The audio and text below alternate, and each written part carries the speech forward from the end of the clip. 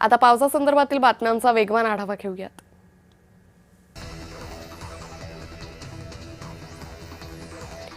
भिवंडीत मुसळधार पावसामुळे रस्ते जलमय झाले असताना महापालिकेची यंत्रणा गायब आहे। अशातच नागरिकांच्या मदतीसाठी स्पायडरमॅन रस्त्यावर उतरलाय।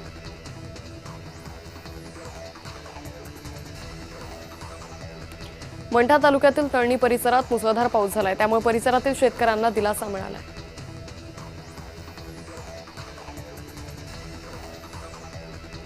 मुंबईत पावसाचा रेड अलर्ट असल्याने नागरिकांना समुद्र किनाऱ्यापासून दूर राहण्याचे आवाहन करण्यात आले। मात्र सुट्टीच्या दिवशी मुंबईतील पावसाचा आनंद घेण्यासाठी मरीन ड्राईव्ह परिसरात नागरिकांची गर्दी होती।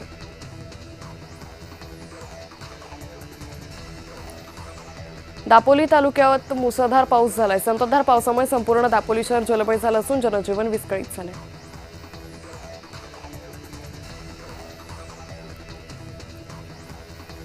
मावळ तालुक्यातील केजुबाई बंधारा तुडुंब प्रसिद्ध केजुबाई मंदिराच्या बाजूने आणि पायऱ्यांवर पाण्याचा वेगवान प्रवाह आहे।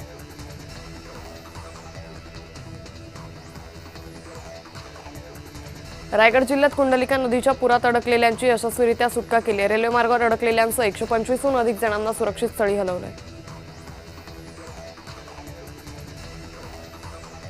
मुंबईतील वांद्रे परिसरात मुसळधार पावसामुळे झाड कोसळले। पार्किंगमधील 3 गाड्यांचं नुकसान झालंय। सुदैवानं कोणतीही जीवितहानी झाली नाही।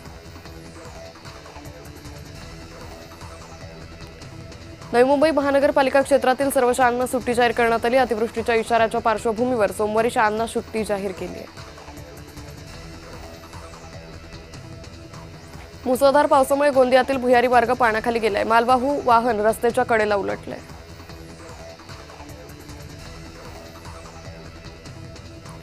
राजापूर तालुक्यातील राजवाडी येथील पहऱ्यावरील पुलाची दुरावस्था झाली। गेल्या 3 दिवसांपासून एसटी वाहतूक बंद असल्याने प्रवाशांचे हाल होत आहेत।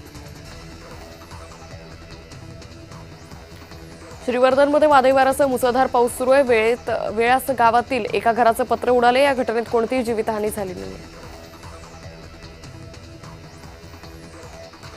खेड शहरात गंभीर पूरस्थिती निर्माण झाली। जगबुडी नदीने धोक्याची पातळी ओलांडली। नदीचं पाणी खेडच्या मुख्य बाजारपेठेत शिरलंय। महाडच्या सावित्री नदीने इशारा पातळी ओलांडल्याने रायगडमध्ये चिंतेचं वातावरण आहे। महाड शहर आणि परिसराला पुराचा धोका निर्माण झालाय।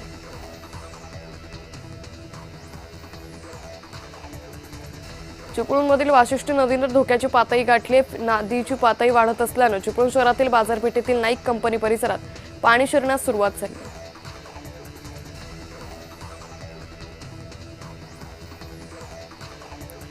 गोंदियाच्या आमगाव येथील सिद्धार्थनगर, रेणुकानगर आणि द्वारकानगरमध्ये पाणी शिरलंय। नागरिकांच्या घरांमध्ये पाणी शिरल्याने जीवनावश्यक साहित्याचं मोठं नुकसान झालंय। कुर्ल्याच्या नौपाडा भागात झाड कोसळून एका वृद्धाचा मृत्यू झालाय। वृद्धाच्या मृत्यूनंतर मनसे आक्रमक झाली।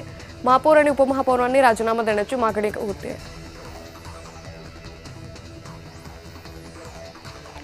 वसई विरारला मुसळधार पावसानं झोडपलंय। सखल भागात मोठ्या प्रमाणात पाणी साचलंय। काही ठिकाणी वीज पुरवठा खंडित झालाय।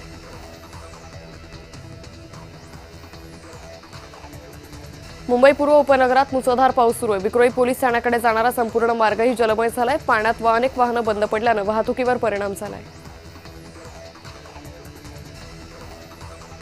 रत्नागिरीतील गुहागरमध्ये मुसळधार पाऊस झालाय। पावसामुळे ग्रामीण भागातील रस्ते पाण्याखाली गेलेत। अनेक ठिकाणी झाडांच्या पडझड होऊन घरांचं नुकसान झालंय।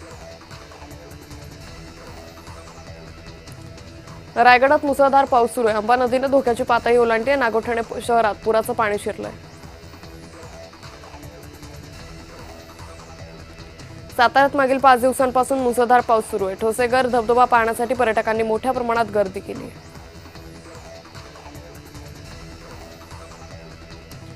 हिंगोली जिल्ह्यात यंदा पावसाचं आगमन उशिरा झाल्यानं खरीप पेरण्यांवर मोठा परिणाम झालाय। गेल्या 2 ते 3 दिवसात झालेल्या दमदार पावसामुळे शेतकऱ्यांनी पेरण्यांना वेग दिला असून शेती कामांना गती मिळाली आहे।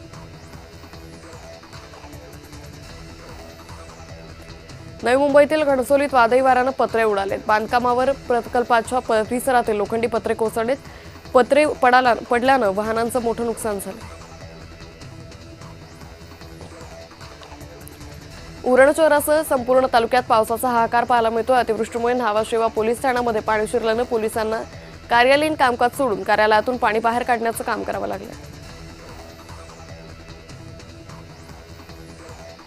निफाड तालुक्यातील शेतकऱ्यांना अखेर मोठा दिलासा मिळालाय। तालुक्यातील गोळेगाव, गोंदेगाव, वाहेगाव, दहेगाव आणि भरवस परिसरात मुसळधार पावसानं हजेरी लावली।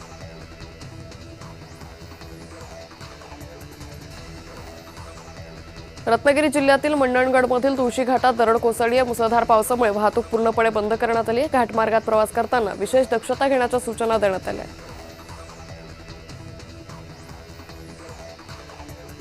रत्नागिरी जिल्ह्यातील बहुतांश नद्या दुथडी भरून वाहत आहेत। शहरातील जगबुडी नदीनं धोक्याची पातळी ओलांडल्यानं बाजारपेठेत पाणी शिरण्यास सुरुवात झाली आहे।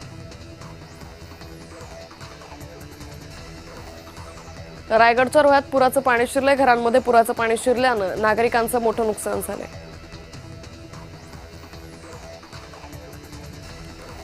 पुण्याहून कोकणाला जोडणाऱ्या बोरमहाड मार्गावर दरड कोसळली आहे। सुदैवानं कोणतीही जीवितहानी झाली नाही। दरड कोसळण्याचं प्रमाण वाढल्यानं प्रवास करताना वाहनधारकांनी काळजी घ्यावी असं आवाहन प्रशासनानं केलंय।